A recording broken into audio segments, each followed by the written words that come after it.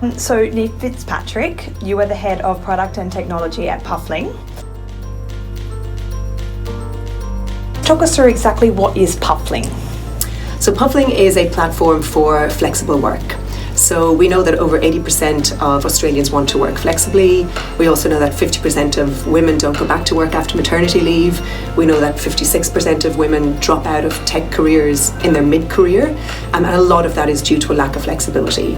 So this is a real issue. It's something that Leah herself experienced after maternity leave. It's something that I was looking for in roles that I was looking for, was that element of flexibility, and we just couldn't find it. So we've built a platform which brings together candidates looking for flexible work with really progressive businesses who understand that flex is a good thing and flex benefits their business, and it's a great way to acquire talent and, more importantly, to retain great talent.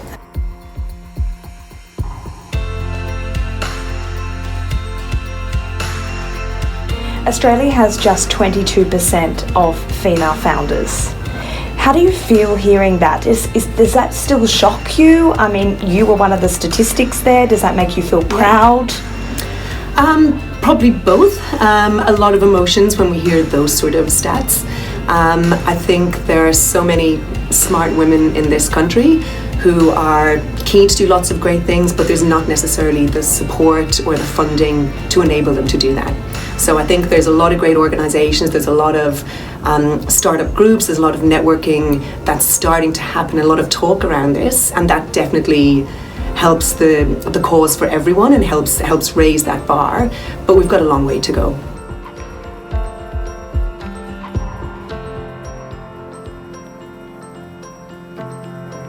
Have you ever had to overcome challenges based on your gender? My background is in technology, so the first role I had was as a developer in an engineering team where there were 12 guys and one girl. So that was a bit of a rude shock. So you leave university and that's what you come into. And I think it's working out how to play in that environment, how to keep your sense of identity as a woman when you're in a very male-dominated career is definitely challenging. I think everybody's had challenges at that level. And I think it's just having those conversations and being able to speak up and actually put up your hand and call it out when it happens is really important. What would you say to your 23-year-old self, having just come out of university and perhaps learning to navigate that ratio of men to women? I think a lot of it would be about probably the imposter syndrome, which I think a lot of women have, and I am and was no exception. I think it's really understanding that the loudest voice isn't always the one who's right. I think it's okay to take your time and slowly put your hand up and say what you need to say, and I think being confident in your own abilities, that you're there for a reason, you've been hired for a reason, you're running a business for a reason, and just believing that when sometimes it's hard to believe it is probably what I would say to my younger self. Excellent. That's good advice for everyone, I think, at any age, really, isn't it? I need to add that to my morning routine. Yeah, exactly.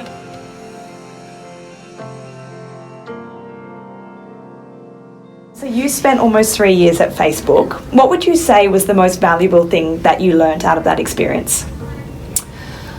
I think probably the most valuable thing is in Facebook, the question is always, for everything we do, or everything that's done in Facebook, that's great, how do we scale it? So that's great, it works for one person, 10 people, 100 people. How do we make this something that works for 2 billion people and growing? So I think that's something that certainly I've taken with me to Puffling.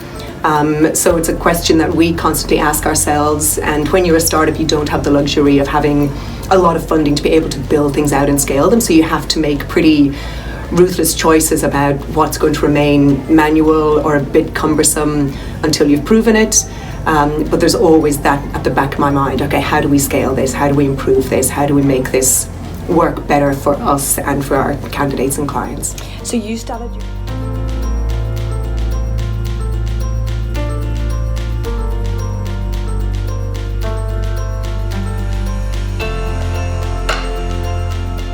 So we are constantly trying to educate ourselves. We're at a workshop this evening. How do you learn these skills that you do on a day-to-day basis?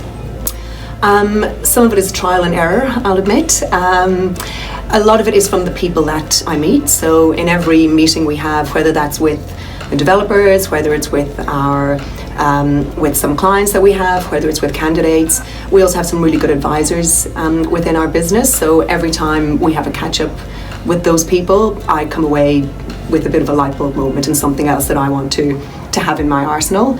I guess the other way is through podcasts. So there's Masters of Scale, Tim Ferriss. I love a bit of that to accompany my morning routine, and just to sort of think differently and hear what other people have done, and try and get a bit of a shortcut to success, if at all possible. Not try to reinvent the wheel. If we can learn something from someone else, I'm more than happy to do that. And it's free, podcasts. And it's free, yeah. Exactly.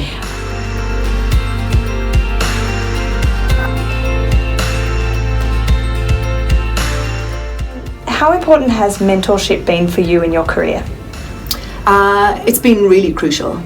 And I think in the businesses that I've worked in where I've had great mentors, they're the ones that have really made the difference between a sort of a linear career progression, I guess, and quite a step change.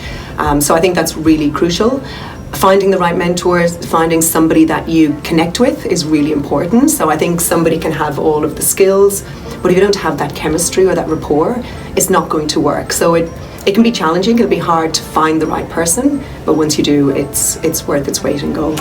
And have you approached people and asked them to be your mentor, or how have you gone about acquiring these people in your life? Both. Some are people that I've worked with and we've just clicked, but we have complementary skill sets, or we just end up having great conversations that sort of probably ends up mentoring both of us. And then in other cases, there's people that I have actually approached and asked to be my mentor. I have typically had a relationship with those people beforehand, so it's not just an email out of the blue, because I think that can be pretty confronting for both the mentor and the mentee. These are typically people that I know from work or have a referral to or some connection to.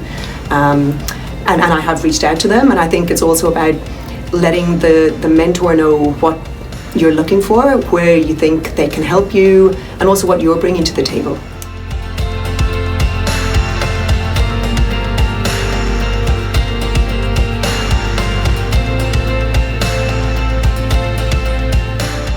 So we're here at an event here for around 30 young girls, teens and twins. What do you think the future of work looks like for them? I think it's really exciting. I think it's so different to probably even the career path that I've had. I think that the day of that linear, you go into an office and you work somewhere for 20 years is long gone. It's very much the jungle gym. So I think these girls will have great careers, hopefully doing lots of different things, being able to move sideways, being able to pick up skill sets and then try something different to really understand where what their niche is, where their passion is, and then help them take that next step, which may be to entrepreneurship or maybe not.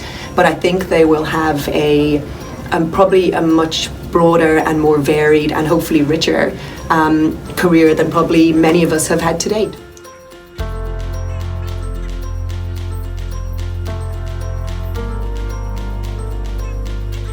What would your one piece of advice be to the young girls that are about to undertake this program?